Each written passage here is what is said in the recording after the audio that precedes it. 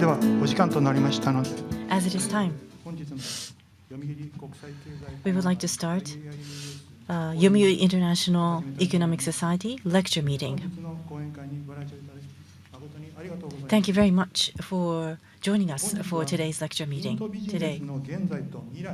Today, under the topic of business in India today and tomorrow, we will be holding the lecture meeting.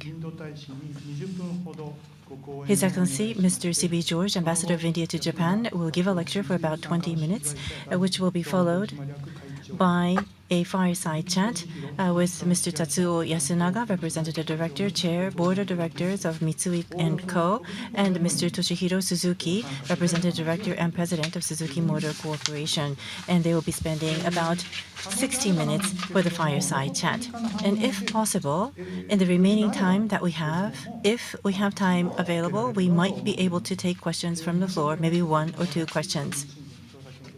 I am Sasazawa, Senior Research Fellow of the Yomiuri Research Institute, and I'll be serving as the moderator today. Now, ahead of the lecture, I would like to give a brief introduction of the ambassador.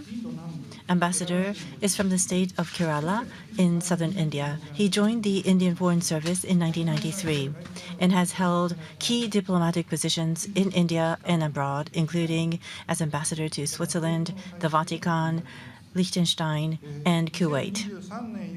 He has been the ambassador of India to Japan since 2023. In 2024, the Ministry of External Affairs conferred on him Shirendra Kumar Sin Award for Excellence in Indian Foreign Service. Now, without further ado, Ambassador, you have the floor. You have the floor.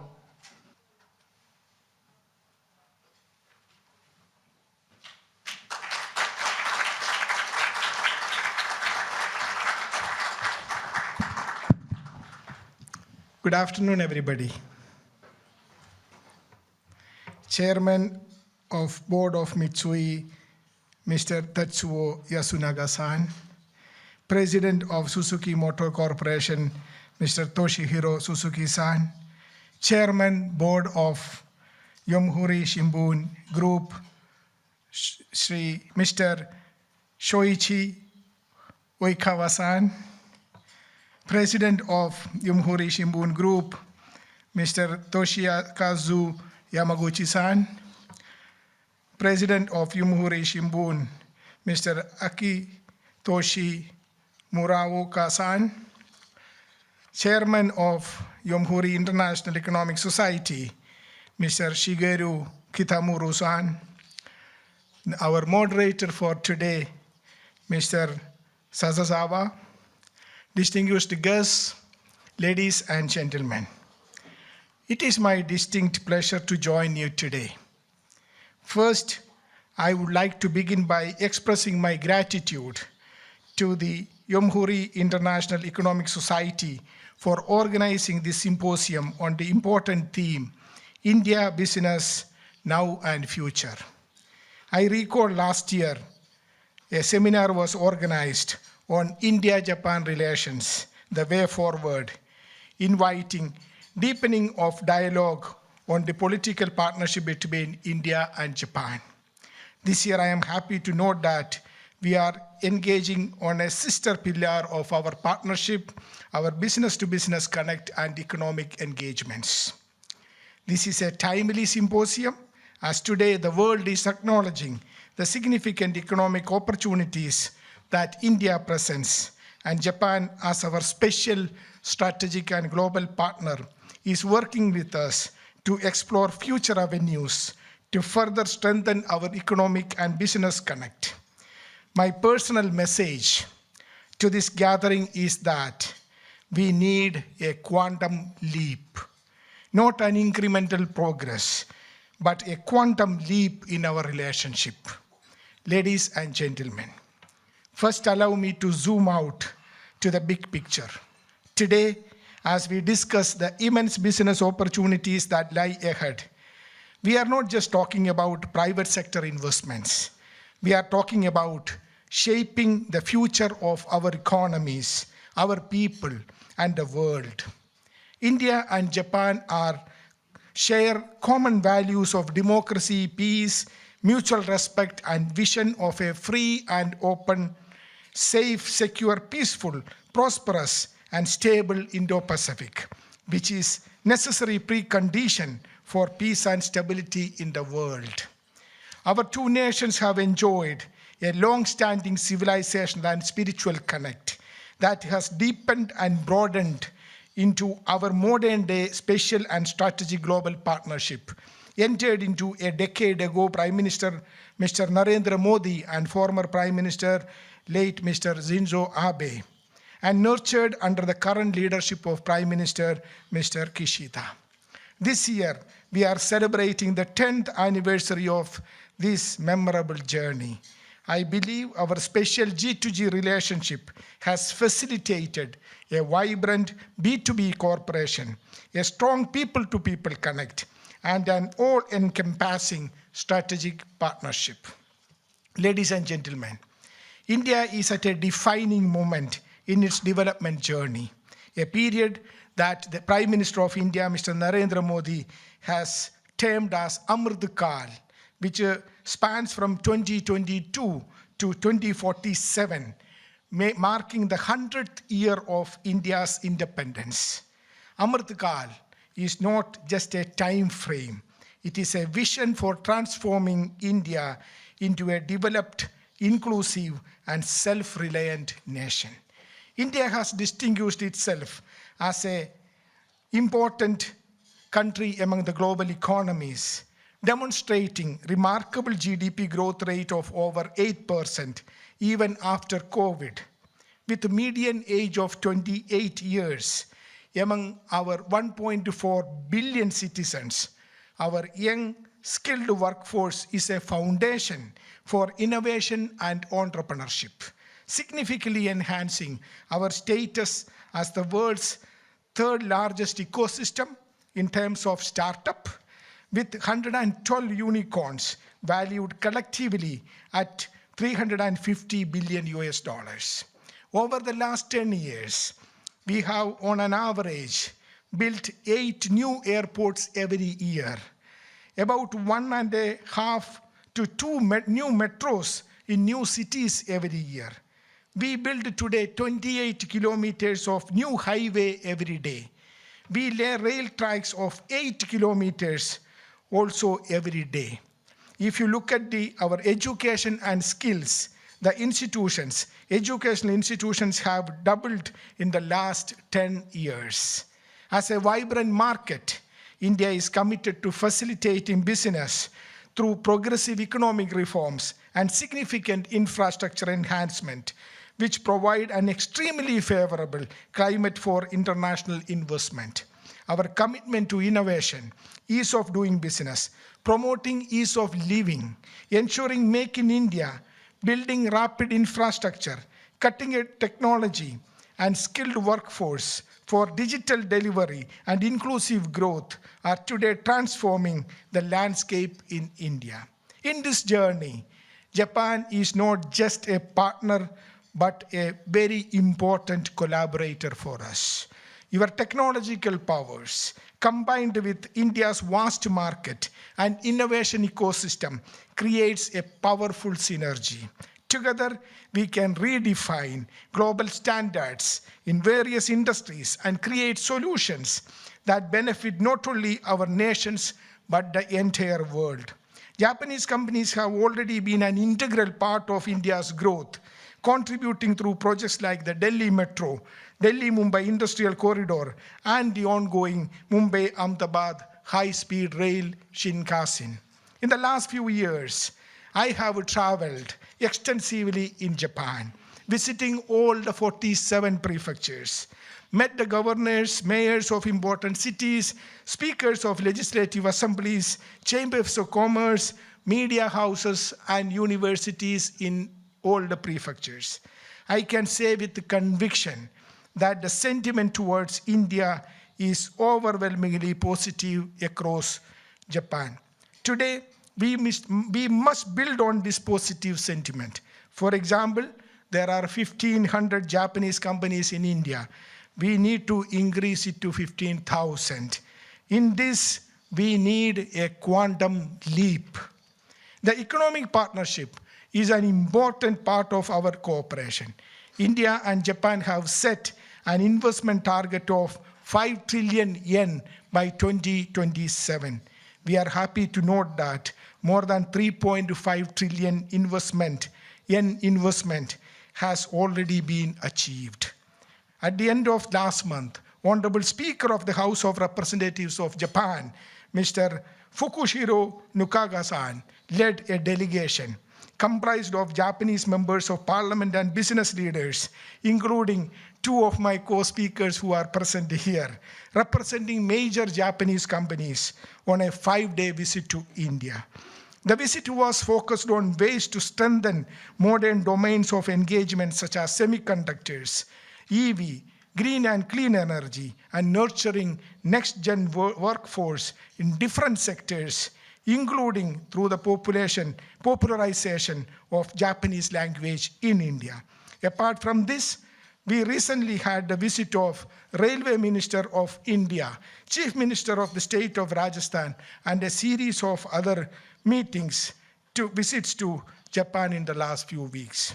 Ladies and gentlemen, one of the cornerstones of India's economic strategy is the PLI scheme, Production-Linked Incentive Scheme, committing $33 billion across 14 sectors to enhance local manufacturing and ensure global competitiveness.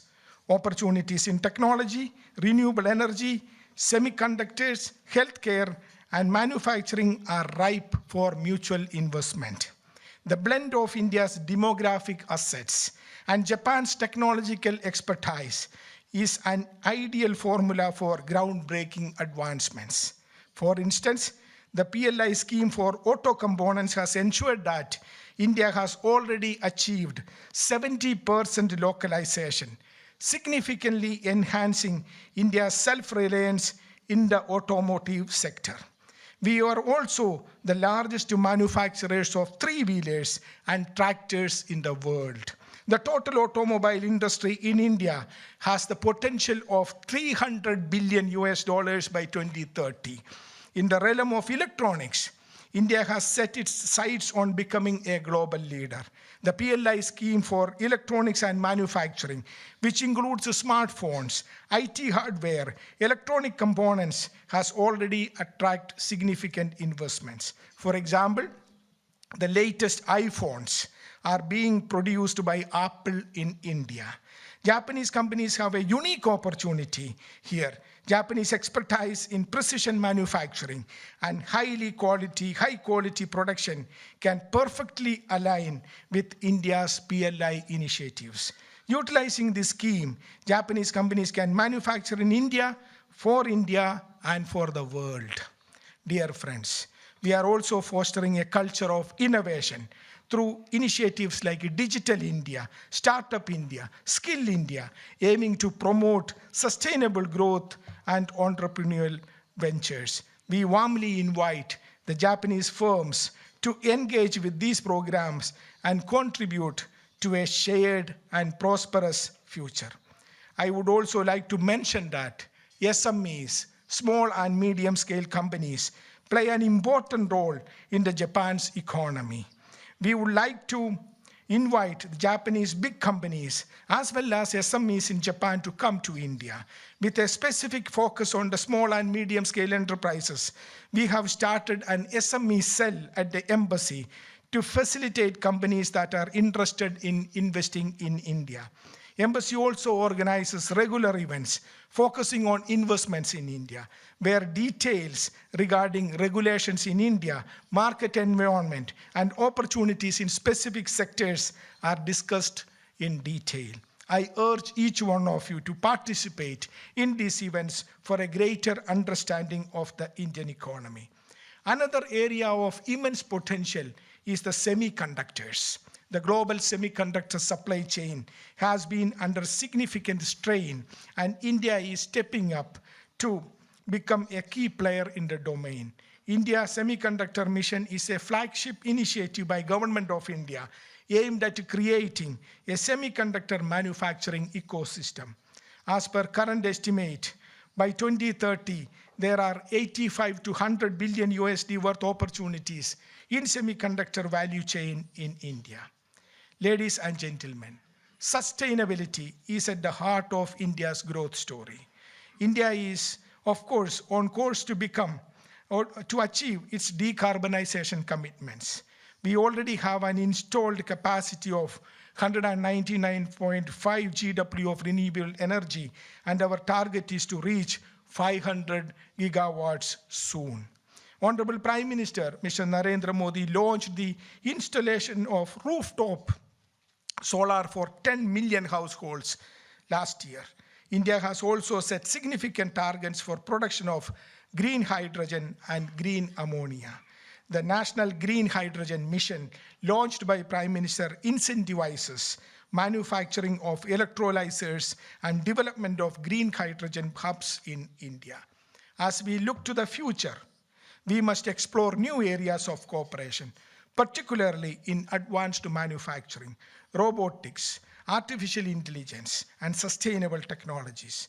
Several major companies in Japan are aboard that have already set up their global capacity centers in India, where they are undertaking cutting-edge research in product development and innovation. 1,600 global capability centers across India generate exports of more than 100 billion US dollars every year. Indian skilled workforce has the potential to significantly contribute to the Japanese industry and economy. Government of India is committed to skilling 10 million youth over the next few years. In the recent visit of Honorable Speaker of Japan to India, at the meeting of Honorable Prime Minister, Mr. Narendra Modi, a target of welcoming 50,000 Indian human resources to Japan in the next 5 years have been agreed to.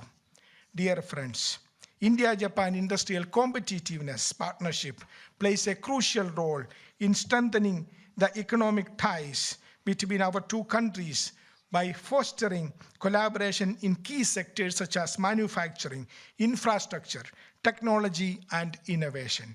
Launched as a strategic initiative, it is designed to enhance industrial competitiveness through the exchange of best practices, investment in cutting-edge technologies, and capacity building.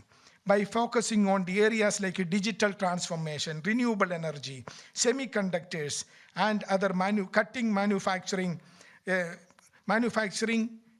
sectors, cutting across various sectors, this aims to create sustainable economic growth and improve both countries' positioning in global value chains.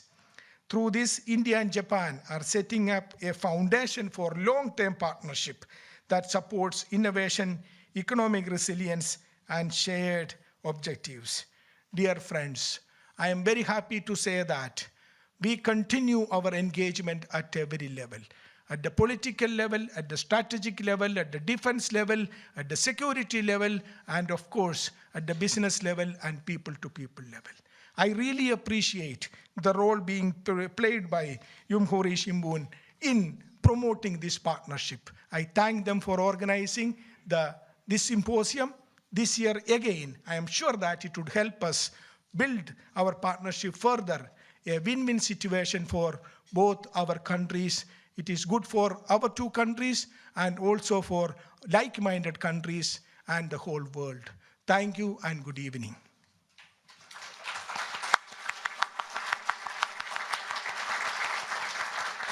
Thank you, Ambassador. First of all, I would like to introduce the two speakers. On your right, we have Mr. Tatsuo Yasunaga, who is the chair of the board of directors, Mitsui & Company Limited.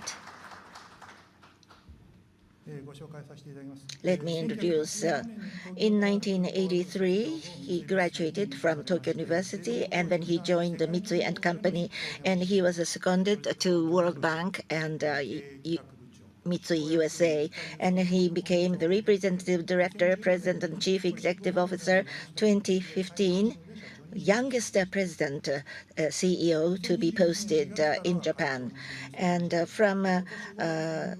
he became the chair of the board from April 2021, and then he became the vice chair, Japan Business Federation, Keidan Ren, and from May 2024, chairman of Japan Foreign Trade Council, Inc.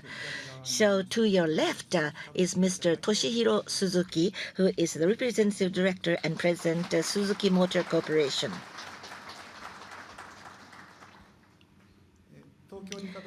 He joined the Suzuki Motor Corporation in January 1994, and then he became the director in 2003. And then in 2011, he became the representative director and executive vice president, and he became the appointed representative director and president COO in June 2015, and he is also the vice chair of JAMA. Now, from three gentlemen, we will have the trialogue, but please start. That will be difficult for you to start, so I will give you a trigger for the trialogue. You listen to the presentation by His Excellency Ambassador. Quantum leap, he used such words, and it was so convincing. I heard with great interest his presentation, and also he talked about a lot of potential of partnership between Japan and India, as well as the potential of India itself. I'm sure that you have a lot of questions. So first of all, Chairman Yasunaga, can you start your remarks? Thank you. Thank you very much. Ambassador Sibi George, I meet you on many different occasions. I experience a lot of dialogue and debate with you. Every time, Ambassador sternly tells me the numbers, the figures, very important. Well, you see, Indian people are very strong with numbers, so numerical target must be decided. And looking at that target, there should be a firm progress. There should be vetting. There should be verification of the achievement. Prime Minister Modi is like that. Jai Shankar, Foreign Minister, is the same. Very stern remarks. Amongst them, once again, as a number, I would like to tell one thing. In 2023, from Japan to India, direct investment amount, about 1 trillion yen, to be exact, 999.3 billion yen. This is the investment from private sector, and this does not include any ODA or yen loans. Fiscal 2023, there was 580 billion yen loans, and Prime Minister Kishida said that he said that the 5 trillion yen investment in 5 years. So, as a stepping stone, there is a solid achievement of the promised amount. Now, the number of Japanese companies doing business in India, it's compared with China. Apparently, the number is eclipsed. It's smaller, but it's more than 1,400 major corporations, mainly from Japan, and for many years they spent a lot of time to nurture their business in India. So they try to localize their businesses led by Suzuki. So as a corporate citizen of India, they are having a very solid business track record. I want to emphasize this number. So what will be a challenge? Going forward, major companies have certain ecosystems, and supply chains would require SMEs. SMEs are originally necessary in supply chain. So going forward, how many more SMEs can be urged to go to India? I think it is our challenge. Together with the Indian government, together with Japanese government, we are having discussions and trying to seek appropriate policy options, which will lead into the increased number of Japanese companies. We need to make efforts, we know. But one thing I want to mention here, in Delhi, the 450 in 2020, but now they have increased to 550 in summer of this year. This is the number of Japanese companies members to the Japanese Chamber of Commerce and Industry in India. So there is a progress. Just a little introduction about Mitsui and Company.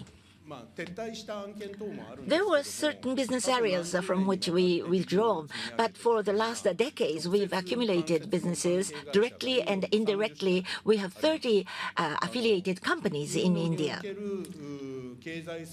So with Indian economic growth, we want to share in that. So together with Japanese companies, we went to India. Manufacturers, there are manufacturers. There are other types of companies. Indian dietary life should be enriched. To that end, for example, the poultry meat production, as well as the cold chain improvement, thereby the decrease of waste loss in the process of transportation. That is the logistics improvement. There are companies doing that. And there was a mention about renewable energy. Indian government is supporting that, Ambassador mentioned. We too are working on photovoltaic and wind energy production. And to those sectors, the tower manufacturing business for the wind towers, or the bus manufacturing, the body chassis of a bus in India can be installed EV motors or batteries or lithium-ion battery package could be installed. We are doing businesses like that. In the last couple of years, more than 100 billion yen investment is done by our company to India. So Japanese companies' activities are invigorated, I would like to say. But as Ambassador says, SMEs should be included. More dynamic movement should be there. In the growing Indian market, how can Japanese companies increase their presence? That is the question. This is a challenge for us and for the Japanese and Indian governments. It is the area where the both governments' cooperation is needed. Thank you. Thank you very much. Over to you, Mr. Suzuki. Good afternoon. I must express my appreciation to Ambassador. In September, 14th and 15th of September, in Hamamatsu, the first India Hamamatsu Festival, together with the support of the Embassy of India, we were able to successfully hold the event. In Yoyogi Park, on the 28th and 29th of September, Namaste India Festival. This is the largest event in Japan, and it is the largest event outside of India. And it's been held 29 times. We have come a bit slow, but the Hamamatsu event is now held. In size scale, it is much smaller than the event in Yoyogi Park. Far from it, but we have our headquarters in Hamamatsu, for one thing, and I'm hoping that many people from India should come to Hamamatsu. We want to see more Indian people coming to Hamamatsu in the future, and to have a more close and deep relationship, exchanges with the local people of Hamamatsu. We cannot catch up in the number of times the events have been held, and the scale is much smaller, but as a place where you can feel the warmth of the people, I think we are not inferior to Namaste India in terms of the event at Hamamatsu. It was the first time we're holding this event, but 2,000 people have come to the event.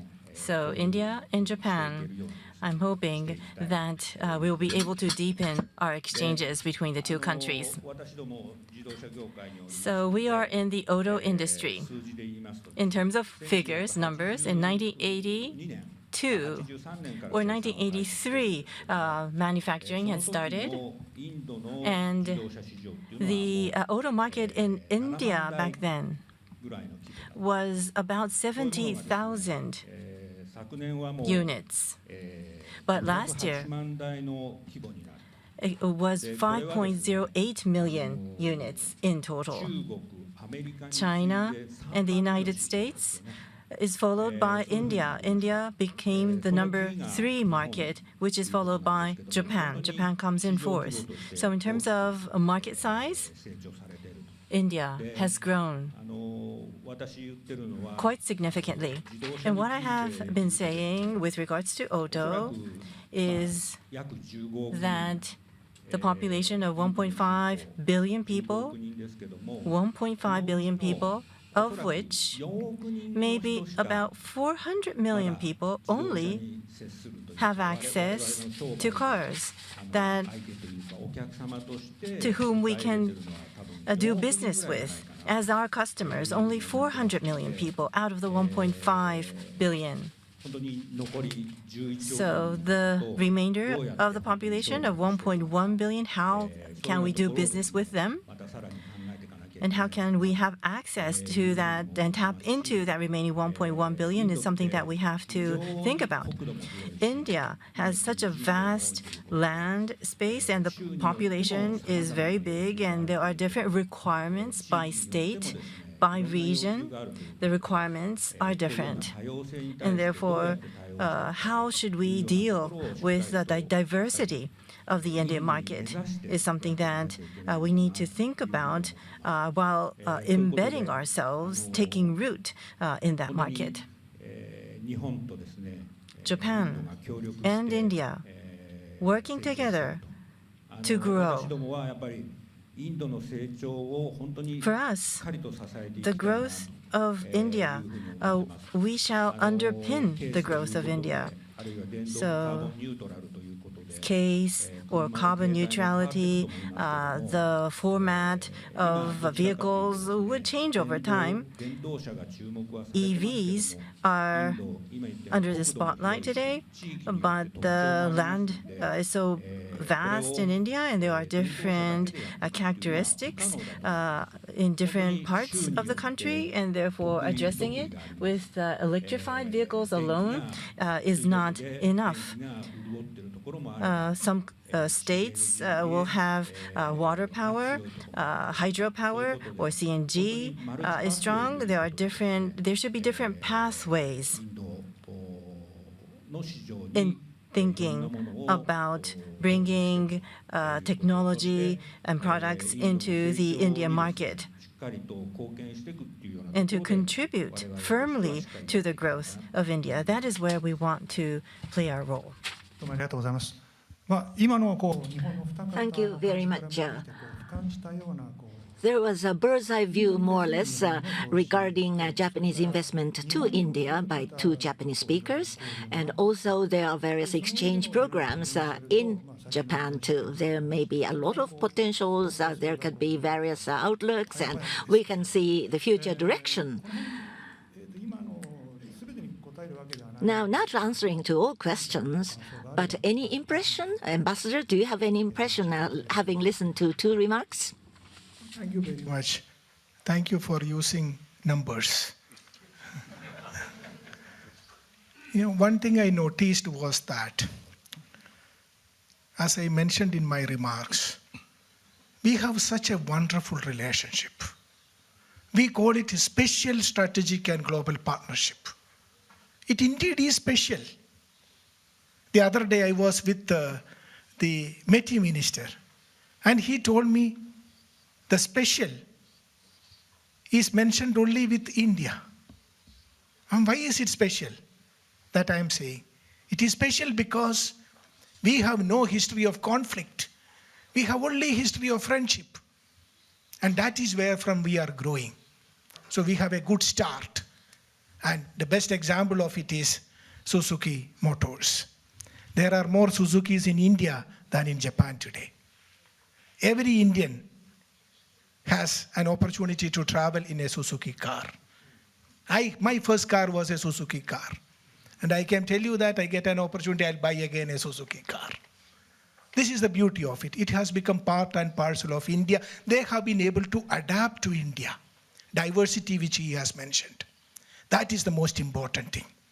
India is not Japan. India is different.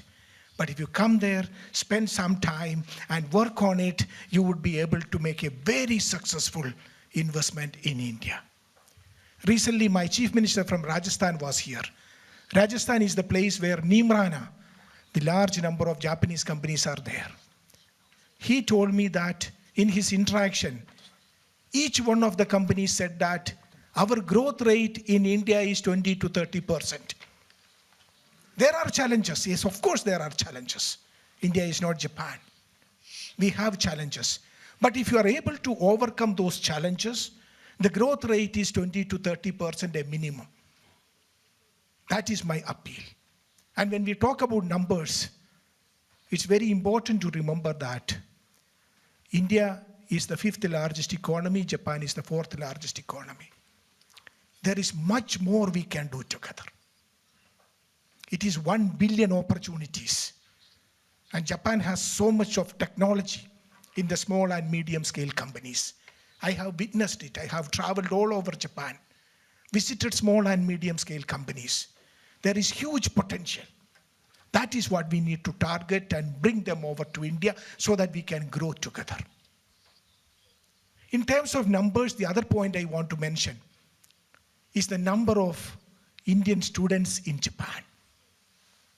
In India, from India, at any given point of time, we have 1.5 million Indian students studying abroad. 1.5 million Indian students.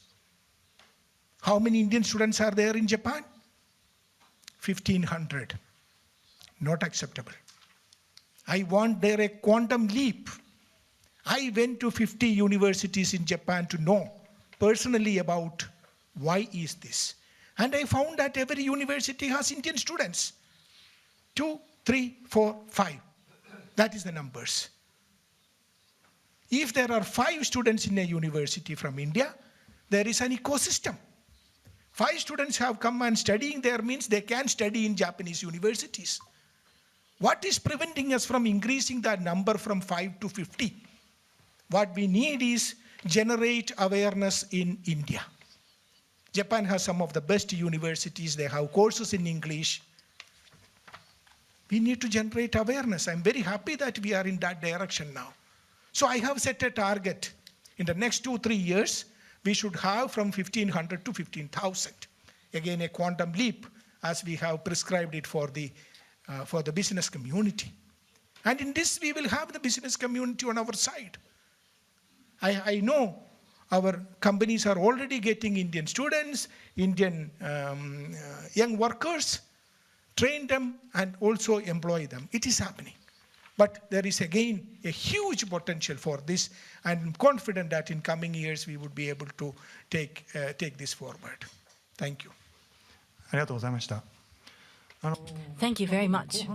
Especially the second half of the talk about Indian students in Japan, international students, 1,500 Japanese companies to be increased by 10 times has been talked in the past, and it's been talked in the media that you want to increase the number of international students, expanding the different layers of exchange to enhance the relationship between the two countries, I think will be the way forward. So, talking about the market opportunities and thinking beyond the market opportunities, we did talk about vehicles at the outset, and Suzuki-san, President Suzuki, related to business, industry-related business. Is there anything that you would like to comment on that regard? Well, as a matter of fact, last year's market size was 5.08 million units, and of the 1.5 billion, only 400 million people That's the touch point that we have in terms of vehicles. I've already covered that, but every 1,000 people, the number of vehicles owned is 22, which is 1/27 of what it is in Japan. In that regard, there is a big potential in India.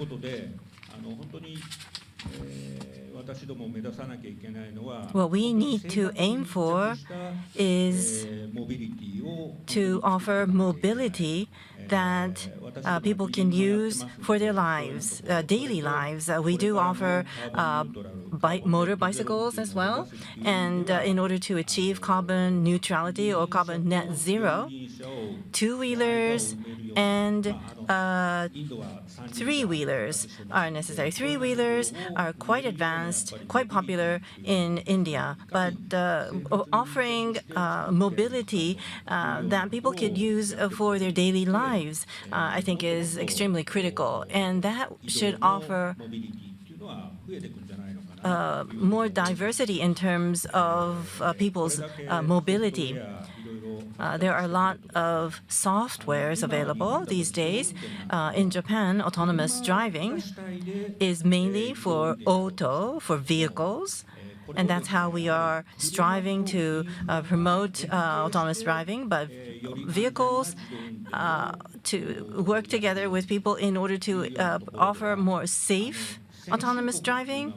Well, advanced economies, cities are more established in terms of the infrastructure that's available. And if you go to India, the major cities have established infrastructures, but in many of the cities, rural cities, autonomous driving technologies are so advanced, and if you combine that with the existing infrastructure, different kind of autonomous driving, different from the ones that we're contemplating in advanced countries, could be pursued as initiatives in India. I think there is a big potential in that area, combining autonomous driving with infrastructure, and that will be made in India kind of mobility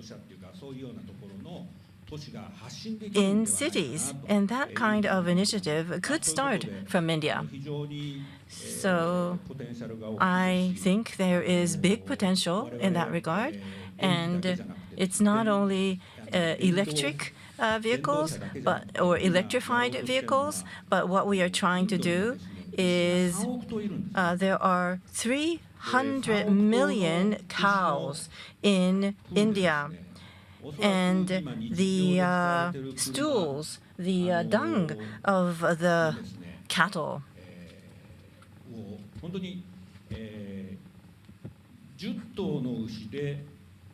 has a potential. 10 cows could make one vehicle move. The feces of 10 cows could make one vehicle move.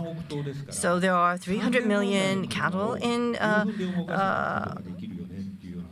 India, which means that 13 million vehicles could be up and running with the feces of or stools of 300 million cows. So different technical capabilities could emerge from India, which is different from what we're seeing in advanced nations. And so we want to firmly tackle these initiatives. Thank you. Now, decarbonization and technology we are discussing, but in between, we occasionally hear global perspective. So, Mr. Yasunaga, what do you think? China is mentioned occasionally, and beyond China, there could be various business developments possible. When you consider that, what do you think is possible via India? Is there anything that you can talk about? Yes, thank you very much. First of all, I want to introduce one thing to you. Every year, between Japan and India, between the two chambers, we have a bilateral cooperation committee meetings. And on those occasions, we talk about numbers And another thing that we talk about is between Japan and India, there is a trade imbalance. I think it is only a momentary thing. If you take 1 second in a whole hour, you may see imbalance. But if you have a longer perspective, the Japanese investment is looking into the Indian domestic market, huge domestic market of India. So China +1 is something which is on the minds of Japanese companies. So any given moment, what you may see is that manufacturing machineries, robotics, or processing machineries, or factory operating various mother factory would provide certain machineries to India. Of course, those would be counted as Japanese exports to India. Furthermore, supply chain is not mature. Therefore, when it comes to critical parts and components and spare parts, they will have to come from Japan or from China or ASEAN, where Japan invested, and that is counted as the export to India. It means that the Indian imports increase and increase. Then what about export to Japan? Is it increasing? Partly linen products and cotton increasing, but in monetary value, there is an excessive imports rather than exports regarding India. So what we have to make efforts is export from India. How can we increase Indian exports to other markets? This is a very salient point. Please make no mistake, Ambassador. We want to export, but there is a growing demand in India. That's why the products are selling in India. So Suzuki wants to export, but it sells so well domestically. So there are people demanding he wants to buy this car. Then how could you pay for the transportation to bring the car to Africa to export? No, they don't do that. So first is to satisfy Indian demand. Otherwise, the completed cars imports would increase if you don't do that. So in that sense, as a consequence, in total way, we are contributing to the balance of imports and exports between in India. But there is a huge request of Indian government wanting to increase exports from India. Of course, if we increase the production capacity going forward, not only transportation machineries, but in other areas, what we can consider is an export to East Africa. East Africa. It is a free and open Indo-Pacific. In that region, the Japanese companies had difficulty in reaching this East Africa. But there are overseas Indians, a lot of them living in East Africa. In the past, Indians emigrated to East Africa. Mr. Gandhi, originally, he was the resident of South Africa and so forth. So economically speaking, there are close ties between India and East Africa. So to East Africa, maybe we can hone our skills in India, and we can make things in India at the Indian price, and we bring those goods to East Africa. That is the area that we want to work on going forward. And through that activity, after India, East Africa, after all, Africa is growing its population. So that is the area that we can focus. Factory India, through which we can export from India through Make in India. So as Japanese companies in India, we can make further contribution. Thank you. Thank you, indeed. I would like to ask this question to Ambassador. From Make in India to export from India, or going through India, we use the term Global South, but exporting to East Africa. Could you please share your thoughts on that? Thank you very much. No, I appreciate the frank discussion which is going on here, which is very important. India is growing. The demand in India is growing. When the country grows 8%, when the purchasing power parity, purchasing power of the people goes up, there would be huge demand.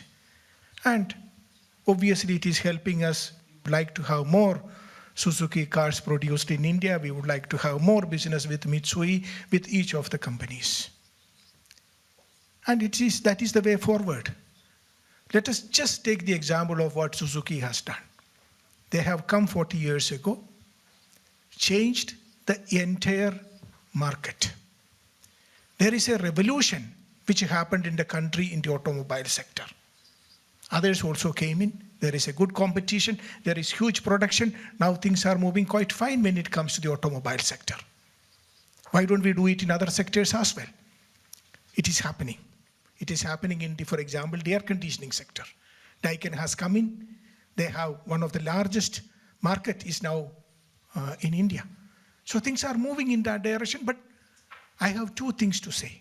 One, please continue to do that. As India grows, we would like to have more engagement with Japan. Japan is an important partner for India in its growth. When we look at 2047 as a 100-year-old country, we need Japan to be Japan as a most reliable partner in our progress. So we will continue with this. But then there is huge opportunity for exports from India to Africa to Middle East. It is already happening. Many of the companies are coming to India. India is becoming a manufacturing hub. This is what we missed over years. India is an agricultural country. Still it is an agricultural dominated country. Then they moved on to the service sector, IT. We are doing very well. We are doing very well when it comes to the IT sector. But manufacturing is where we were behind, far behind. So in order for us to grow 8% or more, we need to improve the manufacturing sector. And Japan, the most important thing is the manufacturing sector. So we would like more companies to come and the existing companies to grow in India. At the same time, use the connectivity which we have with Africa and the Gulf and the Middle East. I spent considerable time of my life in the Gulf. I was very happy to see Suzuki cars coming from India to the Gulf. It is happening. So we would like to have more of those to happen. So it is a great opportunity for more companies to come, make India a manufacturing hub. It is growing, use that growth, our market, and also market in the Gulf and in Africa. And that is the way forward. Only thing what I need is a quantum leap there. We are making progress, but incremental progress. Let us have a quantum leap so that Japan would continue to be the most important economic partner for India in coming years. Thank you. Thank you. Mr. Suzuki,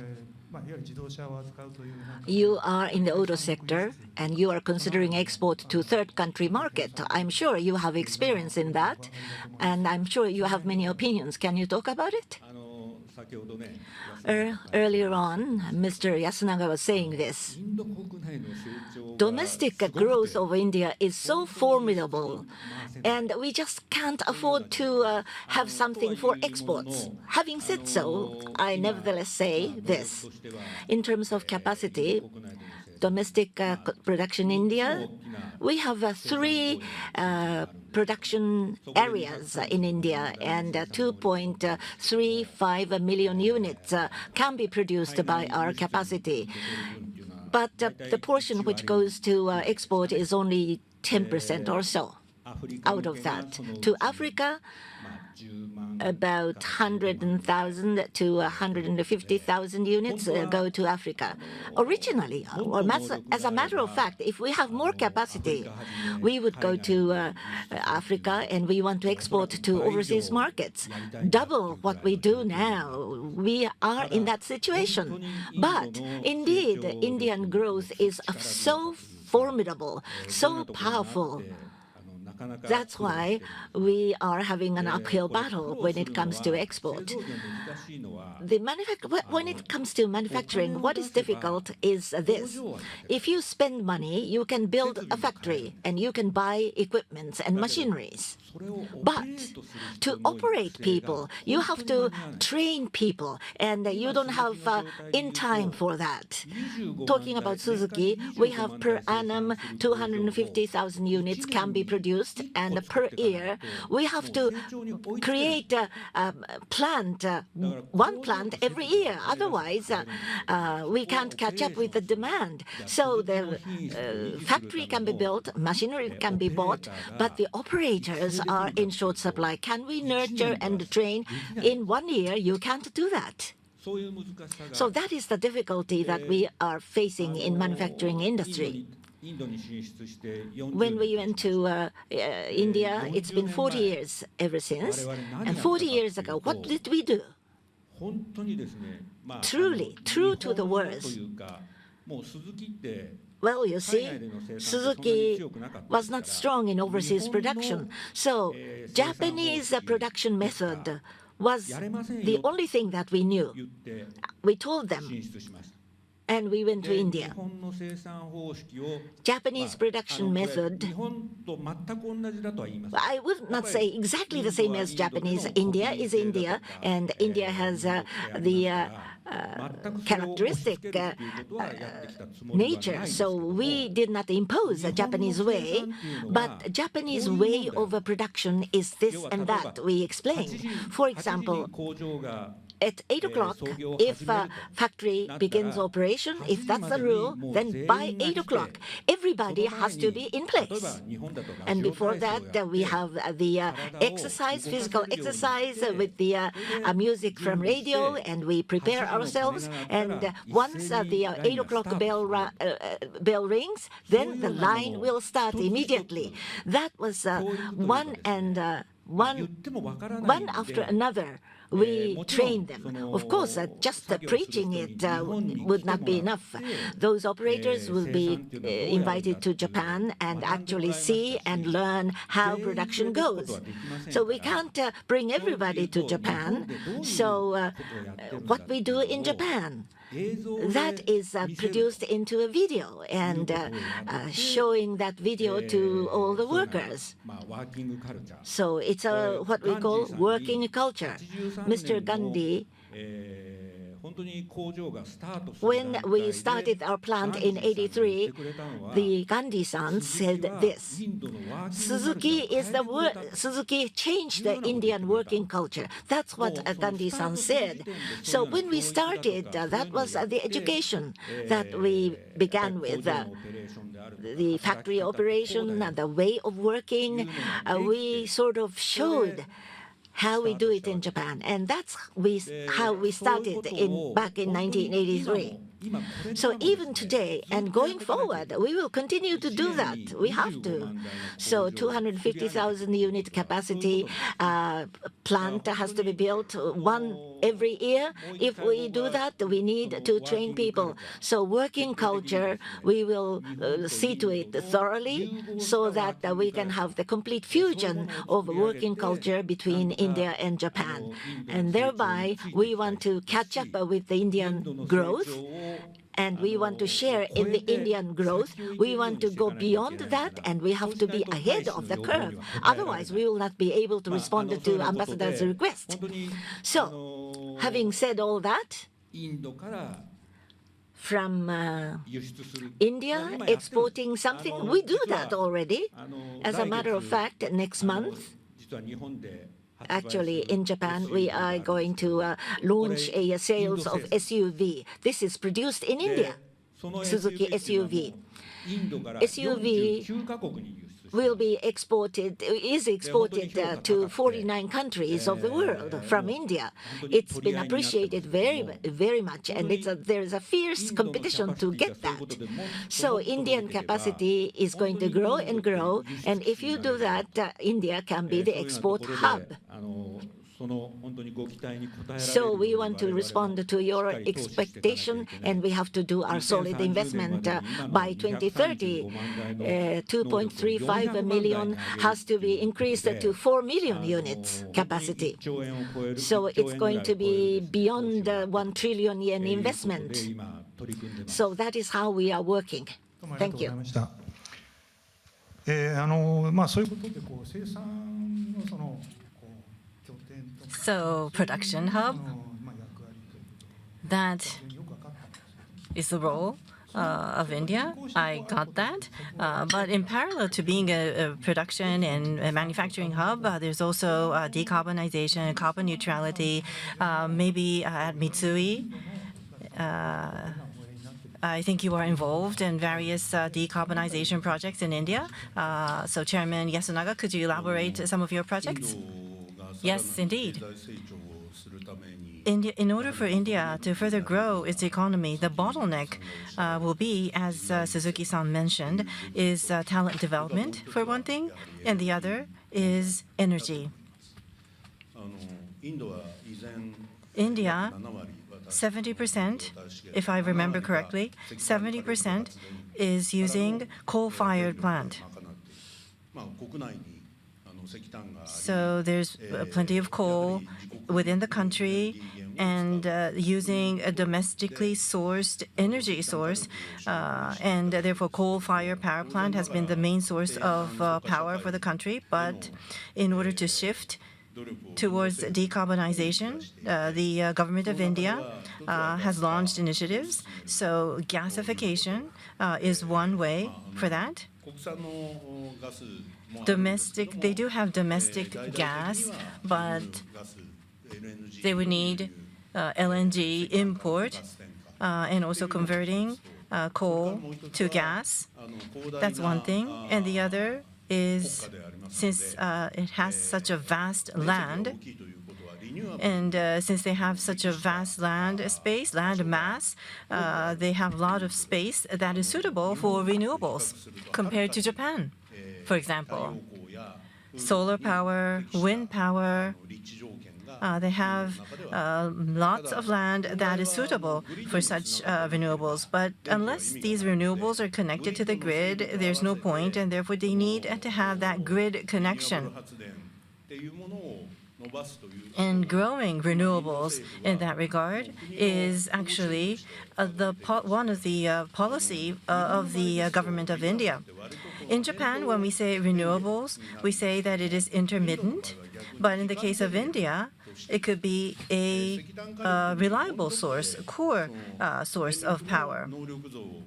And in order to enhance the power supply, 24/7 wind and solar combined with battery distribution of power is being developed throughout the nation.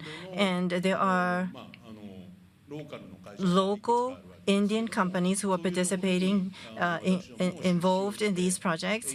We are investing in these companies, and together with the Indian companies, Japanese electric power companies are partially also investing in these projects. We need more investment into these projects in order to cooperate in enhancing the power supply. This is one way forward, and that's one thing.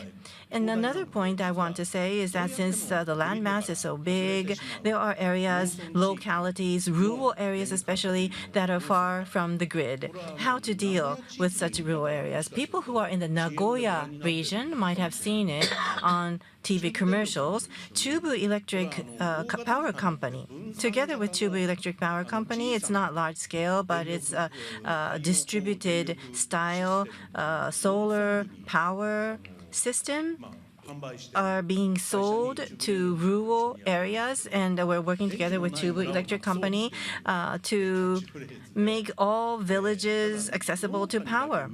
we're not just selling to farms, because that is not going to be enough to monetize as a business. So consumers are the power towers.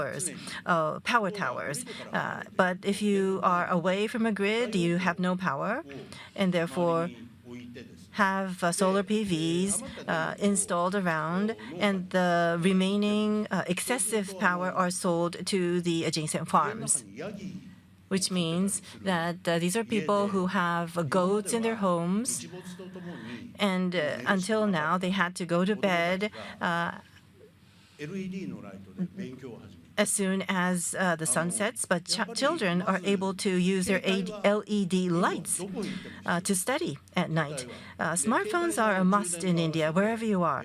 And charging these smartphones or using LED lights and minimum lightings could be utilized at night. It's not just the children, but also the adults are able to do some house chores or some work after sunsets. India is a divided country. There are cities which is very similar to how we live, and there are also villages that are remote from cities that have no lights after the sunset. We need to narrow that gap, and I think that is also our role. In the distributed power system, it's very difficult to grow the business, but those are some initiatives that we can pursue in India. Out of the 1.4 billion, only 400 million people have access to vehicles, but the remaining 1.1 billion people's lives could be further enhanced through these initiatives. So large-scale renewables to ensure stable supply of power. This is by far one of the most important initiatives. Thank you. Renewable energy source. We have to convert into it, and at the same time we have to upgrade the power grid in a distributive way. I think that was the gist of what he was saying. So in that sense, India is a country with lots of potentials. Mr. Suzuki also momentarily mentioned CNG is used.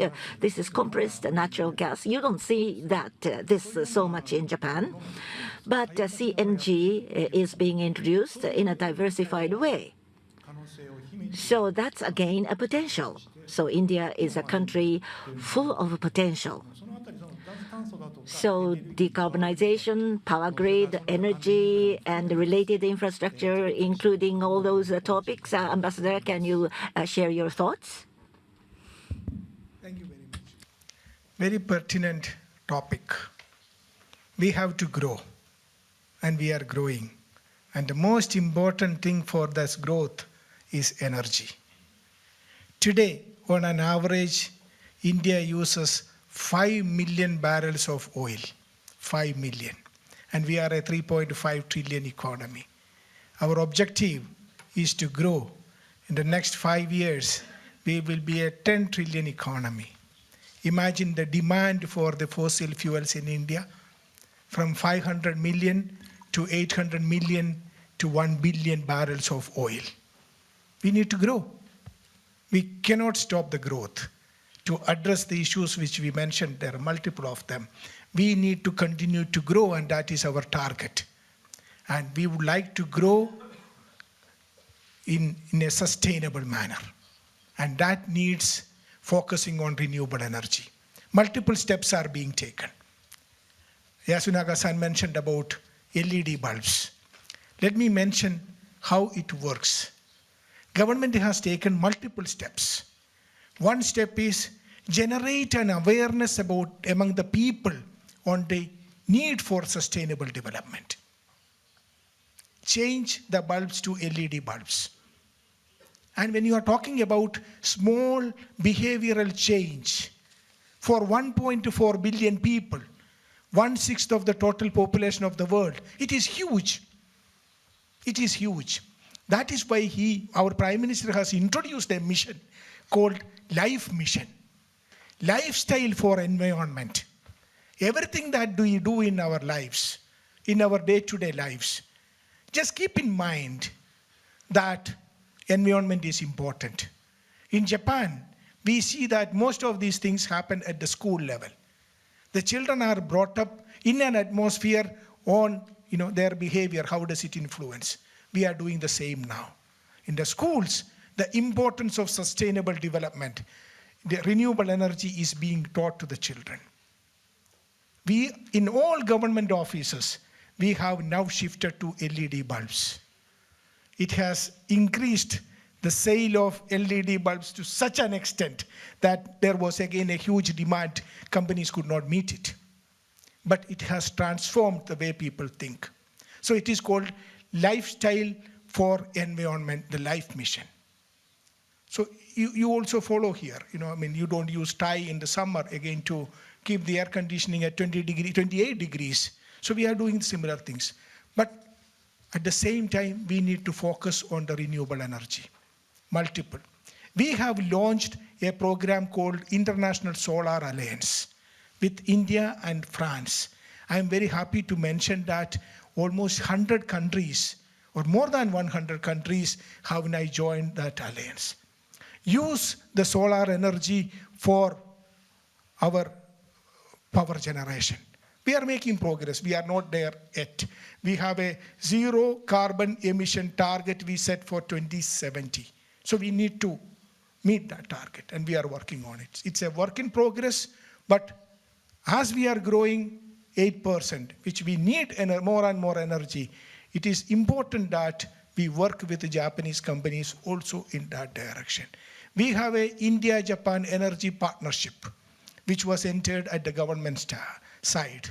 We are working on it. I'm hopeful that we would be able to make progress in coming years so that we will have a sustainable development model for the rest of our growth process. Thank you. ありがとうございます。 Thank you indeed. 2070年の遠大なね 2070. That is a grand plan and goal, but I think you will also refer that there is a big potential for that.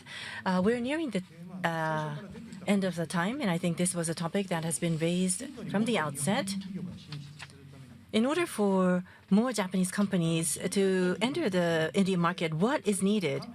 That is one point. And also, Mr. Nukaga's mission was in India. So may I, and Mr. Yasunaga and Mr. Suzuki were also there together with that mission. So I want to ask Mr. Yasunaga to maybe elaborate on that.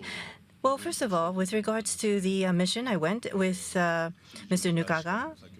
This was something that was shared by Ambassador George. Again, number, Jai Shankar, foreign minister, again talked about the importance of numbers. The number of exchange students is so small in number. We need to increase the number of exchange students. 50,000 IT engineers to be physically sent to Japan. This is not the end goal. It's the people-to-people exchange between India and Japan. And in order to make that possible, we need to take a broader view, which is 40,000 Indian residents in Japan. Well, the format of the country is different, but Indian affiliated talent in the United States is 4 million. It is a country that is made of immigrants, and the scale of economics and the fact that English is a common language. Taking those factors out, Japan we should say that is still closing its doors to the youth of India. Will the young people in India see the future in Japan? Will they want to work for Japanese companies, to come to Japan and work for Japanese companies? Mr. Shankar, foreign minister, is a friend of Japan, and I think it was quite intentional that this point was raised during the meeting of the mission. So amongst the Japanese companies, there are companies that are making a lot of effort. For example, in my company, We generate work overseas and we nurture it as a business, and which is not possible for us to do with Japanese people alone. There are none of such business. There are 30 affiliate businesses that we have in India, as I said earlier. And India, Mitsui Bussan, Mitsui Co., the CEO is a local person, is an Indian. And I had an opportunity to speak with Daikin.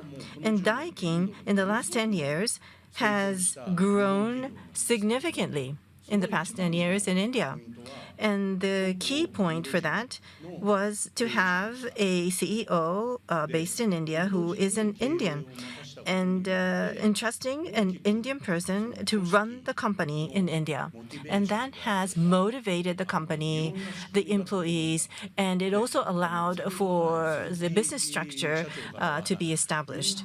Mr. Suzuki talked about bringing Japanese style of doing business in India, and that they spent the past 40 years working hard on that. And that, I think, is a traditional approach.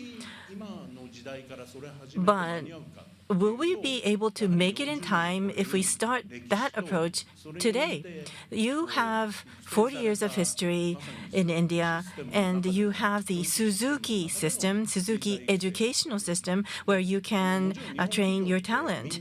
Of course, Japanese companies have academies or schools to transfer technology. And Japanese companies are spending so much money and time to transfer technology into the country. But we need something more than that when it comes to management. How to nurture management who can run the business in India. Going forward, I don't think it will be possible for Japanese people alone to be able to run business in India. And therefore, creating motivation, motivating the local people in India, and create a career path for them in a Japanese company to make them aspire to do something in the business. And we need to offer a role model for them. Otherwise, they will not be willing to work for a Japanese company. Needless to say, whether it be Google, Microsoft, the CEOs are from India. There's already a model in the United States, whereas in Japan, not yet. And if we're going to compete with countries like the United States over talent, well, we cannot become GAFA, but our way of collaborating with India, as the ambassador said, we have commonalities that we have nurtured over the years, and that is deeply rooted in our history. Indian talent can be brought to, come to Japanese companies, Japanese businesses, and let them flourish. I think that could be one prototype that I wish to pursue going forward. 40,000 people, how is that going to grow in terms of number? I don't know, but these are small steps that we can grow. 50,000 IT talent, will they really come to Japan? Maybe we can sign contracts and ask these 50,000 people to work for Japanese companies, but to make it a sustainable system and bring that talent into our own ecosystem, and creating a win-win relationship between Japan and India. I think we need a mechanism on both sides to leverage the talent in both India and Japan. Thank you very much. Related question, Mr. Suzuki, when it comes to factory, can you talk about it in the interest of time? Can you speak it for within 2-3 minutes? Yes, Suzuki has the history of 40 years in India. We were able to accumulate that much history. The first biggest factor enabling that was this. In starting our relationship with India, top people, leaders, Suzuki Osamu, the president at that time, and Indian counterpart, Multi-Suzuki Chairman Balgaba, those two leaders had formed a real, genuine, trustful relationship. And Japanese production method, Japanese way of doing things, was convinced to be introduced into India. Chairman Balgava and other Indian government people understood that, and they offered a very solid support about that. That was the most important enabling factor. Leaders moved, and they were able to form a trustful relationship. And then it's not implanting Japanese ways. Upon agreement that this is something good, the system was introduced. So it was upon agreement. That was the big factor. So as the business, the company grew and the company was nurtured based upon the trustful relationship. I think that is the most important aspect. Top leaders' passion and thoughts were shared in drawing the shared vision, which was very important. Maybe I talk too much, then I will go overboard the time. Thank you. We're nearing the end of the time, but what are your expectations for Japan, and what are your aspirations for Japan? May I kindly ask the ambassador for closing comments? Thank you very much. Thanks for a very interesting and informative, useful engagement today. We have two business successful stories sitting on both sides. I'm very happy to be part of this. To put the discussions which we have in the last point in perspective, let me just give you a few numbers. India has 4 million Indians today in the United States. In the Gulf alone, we have 9 million Indians working peacefully. And the numbers are growing. In Japan, we have 40,000, 45,000 Indians, and many of them are youngsters who have come in recent years. We need to look at multiple models to address this shortage of Indian skilled workers in Japan. I had discussions with our colleagues in the business, also in the government on many occasions. We need to look at multiple models. One model is the UAE model. India-Japan, India-UAE model is a very successful model. There are around 4 million Indians in UAE alone today, but not a single Indian citizen in UAE. They come there, they join work there, they bring their families, their children study there, they make money, they spend money, they go back. It brings in a lot of economic vibrancy. That's a model we can look at. Indians come, join the companies here, work here, learn the Japanese culture, bring the families, children study in Japanese schools and universities, make money, spend money, go back after 15, 20 years. What a beautiful arrangement. Your shortage of workforce will be addressed. There will be economic vibrancy. At the same time, Japan remains Japan. Absolutely no change. One model. Second model we are looking at is the German model, where companies are involved. When a company needs 200 Indian engineers, get them young, bring them to the Japanese universities, study here, make a bond after their education, work here for 5 years, 7 years. It works. It's happening with Germany in our case. Another number I would like to mention, we spoke about the skilling, which is very important. India is today targeting to have 300,000 engineers to specialize in semiconductors. That is the future. I see in Japan, if you turn the pages of newspapers, every day you will see a story on semiconductors.